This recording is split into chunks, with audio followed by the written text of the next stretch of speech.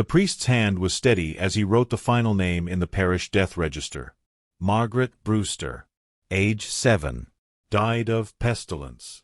That made 173 deaths in 90 days in a village that had contained 194 souls before the first fever appeared in June 1349. 89% mortality.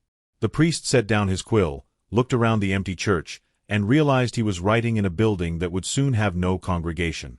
He was the only adult male left alive in the village of Eyam, England. 21 survivors. 17 of them children under age 10. 4 adults. 1 priest. Everyone else was dead. This is their story. The untold horror of what it means when 89% of a village dies in 90 days. When families are erased. When communities cease to exist. When the living envy the dead. June 1st, 1349. The village of Eyam in Derbyshire, England, population 194, was experiencing one of the best springs in living memory. The wheat harvest looked promising. The livestock were healthy. No one had died since February, when old Thomas Cooper passed at age 76 from what everyone assumed was natural causes. The village was prosperous by medieval peasant standards.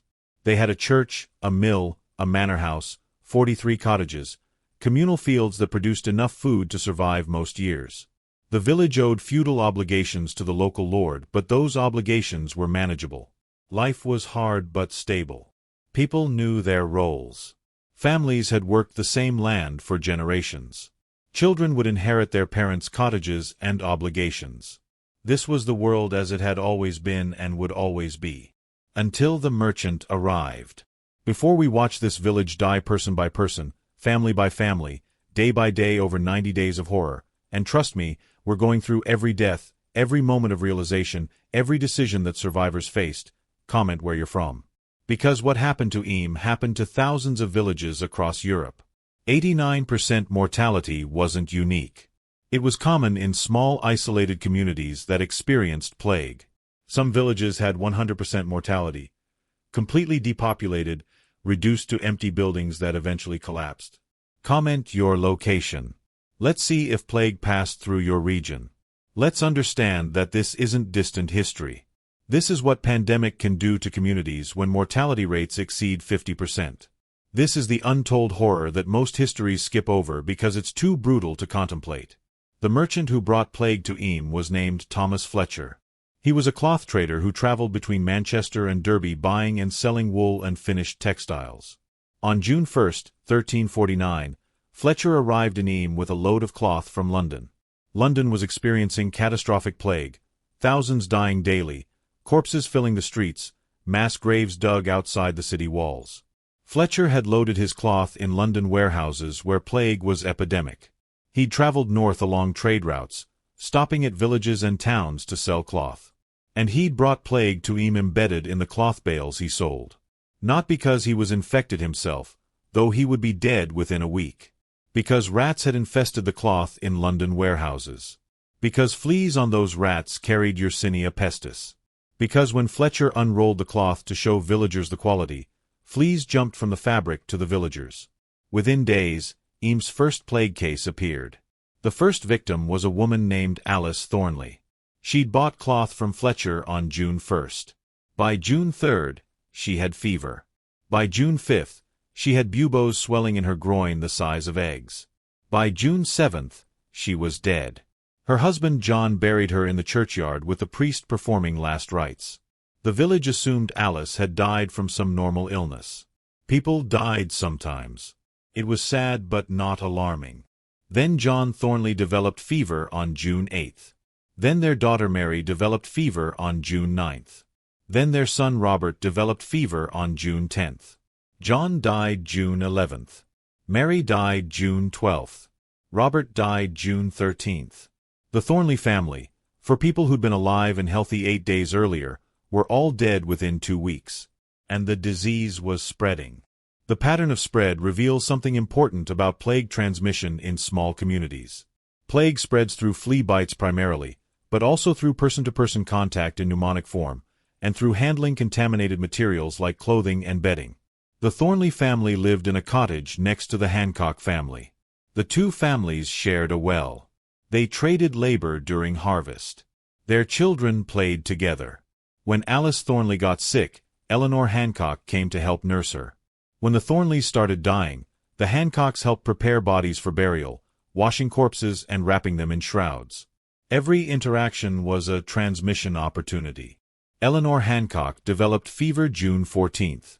Her husband William developed fever June 15th. Their 3 children developed fever over June 16th to 18th. The entire Hancock family was dead by June 25th. 7 more deaths.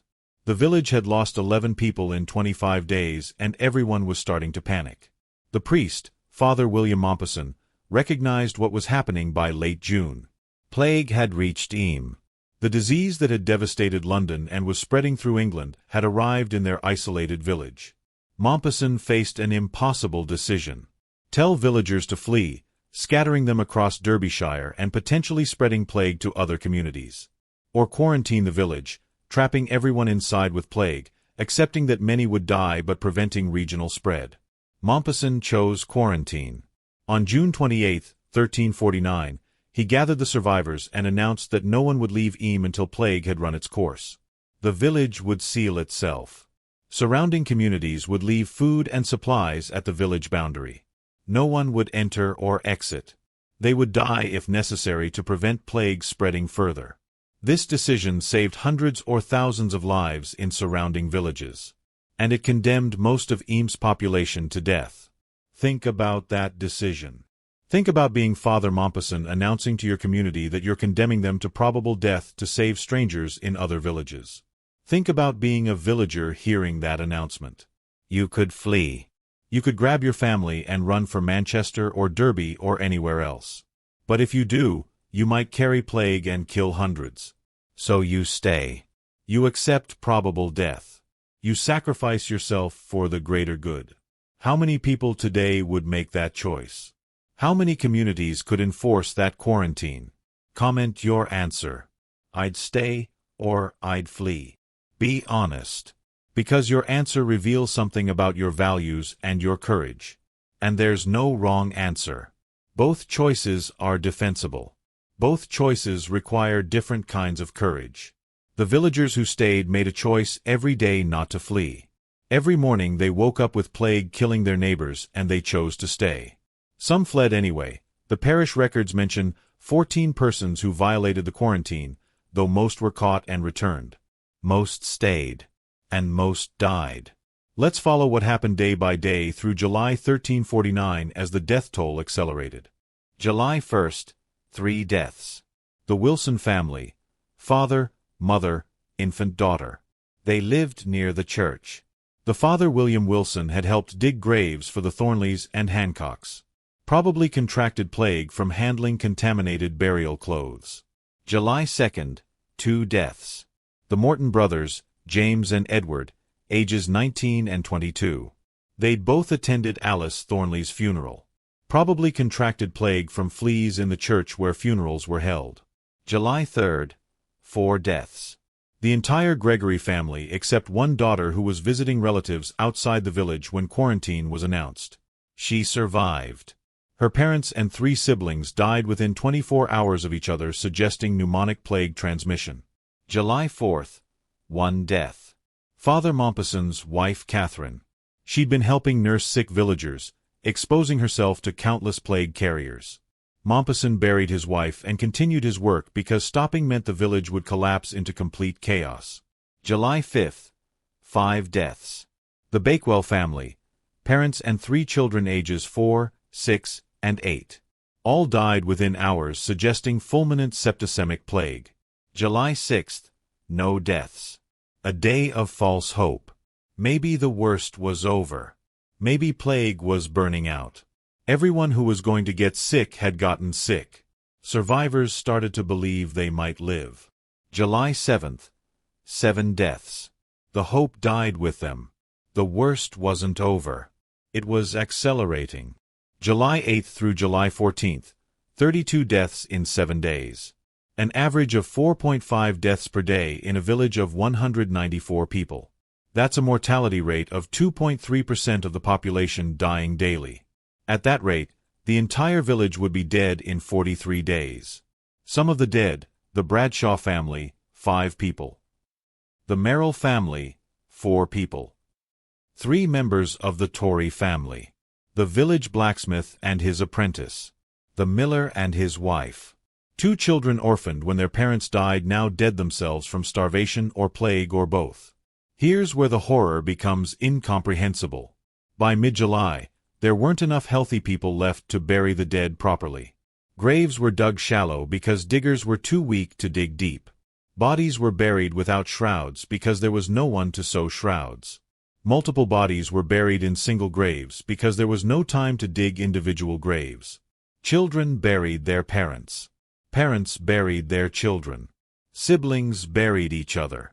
The priest performed abbreviated funeral rites because performing full rites for every death would have taken all day every day.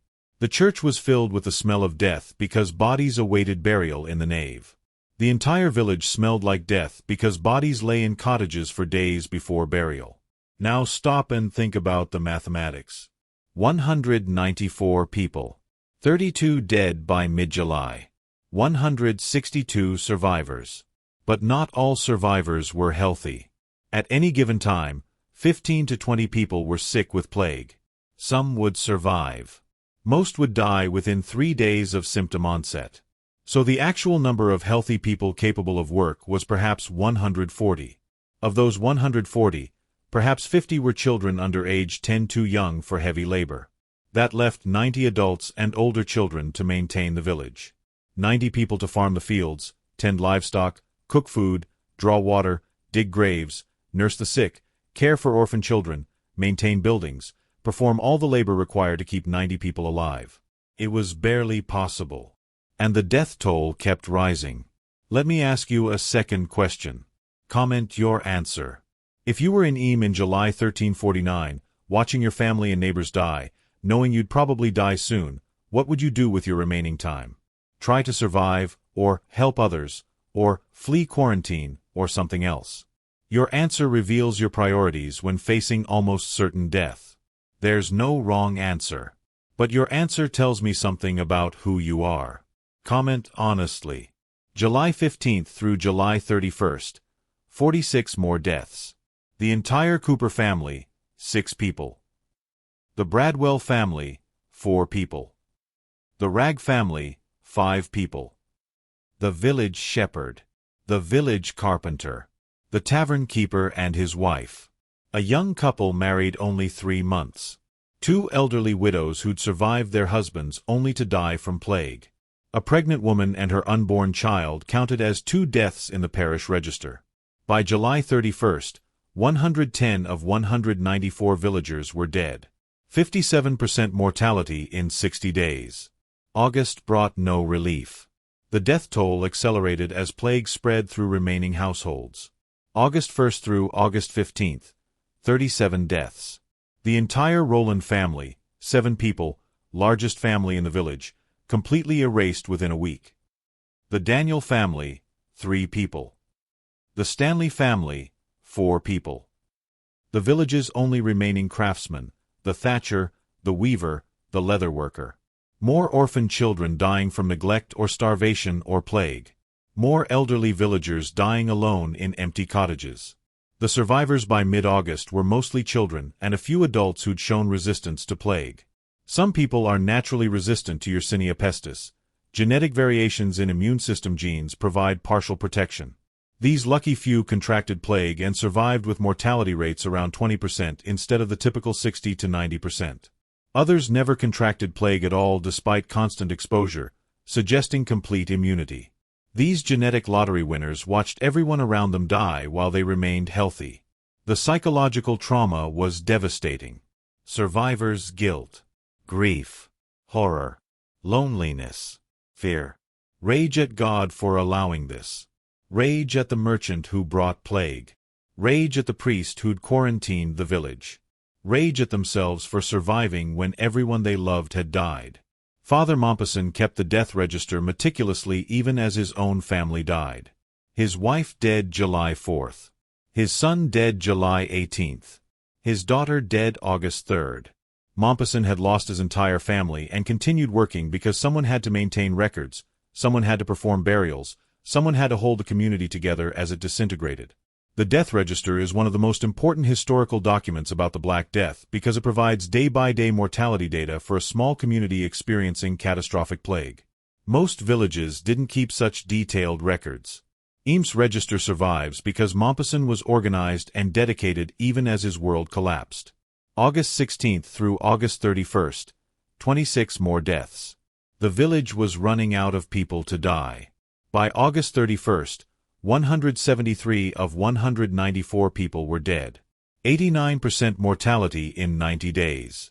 The survivors: Father Mompesson, 3 adult women, 17 children ranging from age 18 months to age 12. No adult males except the priest. No functioning families. All the survivors had lost at least one family member, most had lost everyone. 21 people in a village built for 194. Empty cottages lined silent streets. Untended fields grew weeds. Livestock wandered untended or had died from neglect. The mill was silent because there was no miller and no grain to mill. The forge was cold because the blacksmith was dead. The church was mostly empty except for the dead awaiting burial. The survivors faced impossible practical problems. Who would farm the fields? A harvest was needed or everyone would starve over winter. But there weren't enough adults to harvest 43 family farms. Who would tend livestock? Cows needed milking. Pigs needed feeding. Sheep needed shepherding. But the adults were dead. Who would maintain buildings? Roofs needed repair. Wells needed cleaning. Fences needed mending. But there was no carpenter, no thatcher, no laborers. Who would cook and clean and draw water and maintain households? Normally women's work, but there were only 3 adult women for 21 people including 17 children. Who would raise the orphans? Every child had lost at least one parent. Most had lost both parents. 13 children had lost both parents and all siblings, completely orphaned with no family left. Father Mompesson organized the survivors as best he could. The 3 adult women, Margaret Blackwell, age 34, Elizabeth Howard, age 42, Alice Ragg, age 56, took responsibility for the children. They pooled resources, moved into the 3 largest cottages, created communal households. Mompesson took responsibility for everything else: farming, livestock, maintenance, burials of the final victims, maintaining contact with surrounding communities who were leaving food at the village boundary. It was barely sustainable. They worked from dawn to dusk every day just to survive. And they waited for plague to end. September brought the end. No new cases appeared in September. The last death was August 31st. By early September, the survivors started to believe they might actually survive. They'd made it 90 days. Plague was ending. They were alive. They'd beaten it. The relief was overwhelming and short-lived because the reality of their situation became clear. 21 survivors in a village that needed at least 100 people to function. Fields that needed harvesting but no labor to harvest them. Livestock that needed tending but no shepherds. Buildings that needed maintenance but no craftsmen. Orphans who needed raising but no functioning families. The village had survived plague only to face economic and social collapse. Surrounding communities started helping in September once it was clear plague had ended in Eames. Farmers from neighboring villages came to help harvest Eames fields. Craftsmen came to repair buildings. Women came to help care for orphan children. The parish church organized support, food donations, labor assistance, monetary donations to help survivors. But the fundamental problem remained: Eames no longer had enough people to function as a village. 21 people couldn't maintain 43 cottages, couldn't farm all the fields, couldn't sustain the church and mill and all the infrastructure that village life required. Over the following year, Eames survivors dispersed. Some orphans were adopted by relatives in other villages.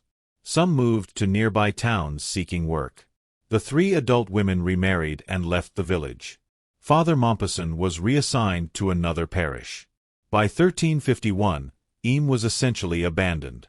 A few families moved in to farm the abandoned land, but the village never recovered its pre-plague population. The 1377 tax records show Eam with population 37, 19% of its 1349 population. Some villages hit by plague recovered within a generation. Eam didn't. The mortality was too high. The community was too shattered. The trauma was too deep. It became a ghost village, a memorial to what plague could do to small communities. Now here's the question that haunts me about Eam. Comment your answer. Was Father Mompesson's decision to quarantine the village right or wrong? He saved hundreds or thousands of lives in surrounding communities by preventing plague spread. He condemned most of his own community to death by trapping them with plague. Right or wrong? Comment right or wrong and explain. Because this question matters today. We quarantined cities during COVID-19. We restricted movement. We sacrificed economic activity to slow disease spread. Some of those decisions saved lives. Some caused other harms, economic devastation, delayed medical care for other conditions, mental health crises. The Eam calculation is the COVID calculation. Individual rights versus collective good. Freedom versus public health. Your answer reveals your values. Here's what I think. Mompesson was right based on information available in 1349. He knew plague was catastrophically lethal. He knew it spread through contact. He knew fleeing villages spread plague to new areas. He knew quarantine would kill most of his village but save other communities. He made the utilitarian calculation. More total lives saved through quarantine than lost through quarantine. He chose the greater good over the immediate good. He accepted personal cost. His family died, his community died, for benefit to strangers. That's moral courage. That's leadership. That's sacrifice. I think he was right. But I understand why others would think he was wrong. You can't sacrifice people without their consent. You can't condemn your own community to save strangers. You can't play God with life and death decisions. Both positions are defensible. Both require grappling with impossible trade-offs. There's no clean answer. Let's talk about what death looked like in Eam. Because the horror isn't just the numbers. It's what those numbers meant in lived experience. Imagine being a parent watching your children die. The Thornley parents watched their 2 children die within 2 days. Imagine being a child watching your parents die. 17 orphans in Eam watched both parents die. Imagine being the last surviving member of your family. Multiple Eam survivors lost everyone. Parents, siblings, spouse, children, and lived alone in cottages that once housed 6 or 8 people. Imagine preparing your spouse's body for burial. Imagine digging your child's grave. Imagine being too sick to bury your own parents, so their bodies rot in the cottage for days. All of this happened in Eam. All of this was routine by August 1349. The psychological trauma was as devastating as the physical death. The survivors suffered what we'd now call PTSD. Father Mompesson's letters after plague ended described nightmares, hypervigilance, inability to feel joy, survivors' guilt so intense he sometimes wished he'd died with his family. The orphan children showed behavioral problems for years: aggression, withdrawal, nightmares, delayed development.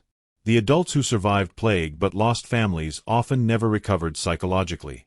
Some remarried and had new families. Some remained isolated and bitter for the rest of their lives. Some turned to alcohol or withdrew from society. Some became intensely religious, seeing their survival as divine purpose. Some abandoned religion entirely, unable to reconcile God's mercy with the horror they'd experienced. The economic impact lasted generations. Eam's fields produced less food after plague because there weren't enough workers to farm properly. The village's tax burden didn't decrease proportionally with population. The Lord still demanded the same total feudal obligations, now spread across 21 people instead of 194. The survivors couldn't meet those obligations. The Lord foreclosed on some properties. Others were abandoned. The village's economic base collapsed and never fully recovered. 100 years later, Eam was still economically depressed compared to neighboring villages that had experienced lower plague mortality. The genetic impact might have been positive in a grim way. The survivors were disproportionately people with genetic resistance to plague. They passed those resistance genes to their descendants. When plague returned in subsequent outbreaks, and plague returned to England repeatedly for the next 300 years, Eames' descendants had higher survival rates than other communities. The village that lost 89% in 1349 lost only 30% in the 1361 plague outbreak, only 15% in the 1369 outbreak. The genetic selection pressure created a partially resistant population. Evolution through catastrophe. But evolution doesn't care about individual suffering. Doesn't care that children watched their parents die. Doesn't care that families were erased. Doesn't care that communities were shattered. Evolution only cares about reproductive success. The Eames survivors reproduced. Their genes spread. The village eventually recovered population, though it took 200 years. From evolution's perspective, plague was just selection pressure. From the human perspective, plague was apocalypse. One more call to action. Comment Eames 1349 if you're still reading. Tell me, should I cover another village's story? There are dozens of villages with similar mortality rates. Some have records. Some don't. Which one should I research? Comment village name plus Eames 1349, or just Eames 1349 if you want more about Eames specifically. Let's crowdsource the next deep dive. The untold horror isn't just that 89% died. It's what that meant day by day. It's watching the village die person by person. It's burying your family. It's caring for orphans when you're a child yourself. It's maintaining a village with 21 people when you need 100. It's the smell of death everywhere. It's the silence of empty streets. It's the grief that never ends. It's the trauma that lasts lifetimes. Numbers abstract horror. 89% mortality. Sounds like a statistic. 173 individual deaths over 90 days. Each one a person with name and family and life. Each one dying in agony while survivors watched helplessly. That's the reality statistics hide. We remember the Black Death as killing 1/3 of Europe. 50 million dead. But we forget that statistic means millions of individual villages experiencing what Eames experienced. Means millions of families watching each other die. Means millions of children orphaned. Means millions of survivors traumatized beyond recovery. Means communities erased. Means economic collapse. Means social transformation forced by catastrophe. The 1/3 statistic hides individual horror multiplied millions of times.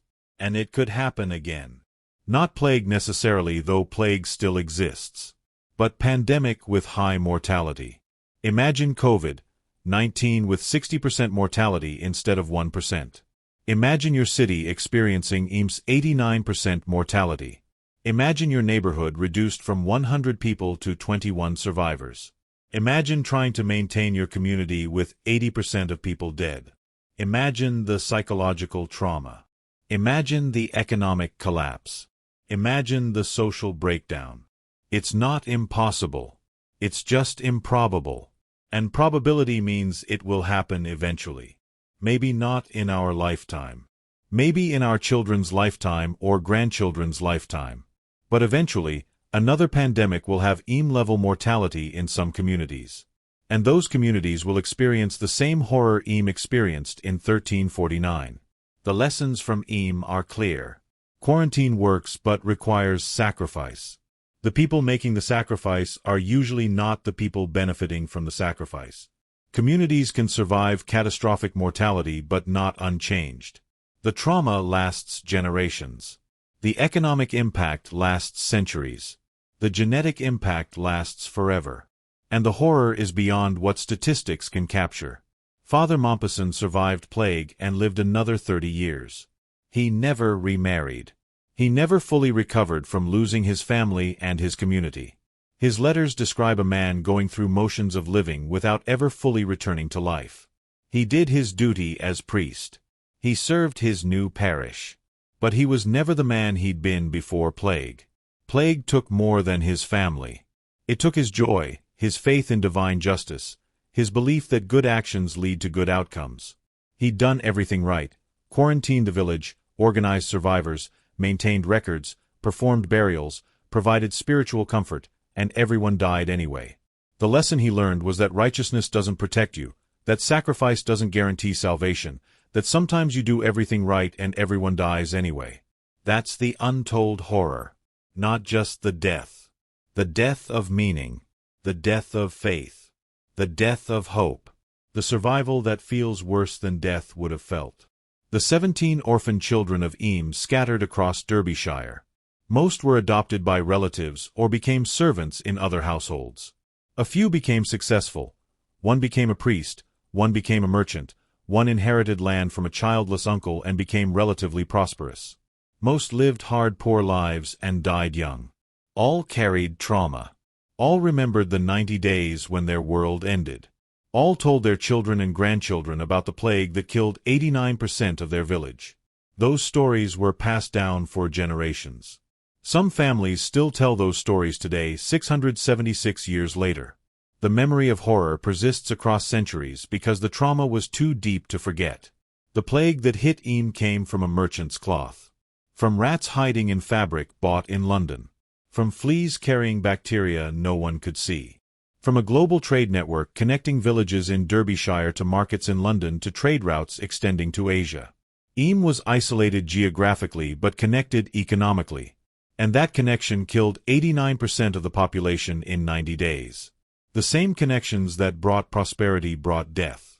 The same trade that enriched brought apocalypse. The same networks that spread goods spread disease.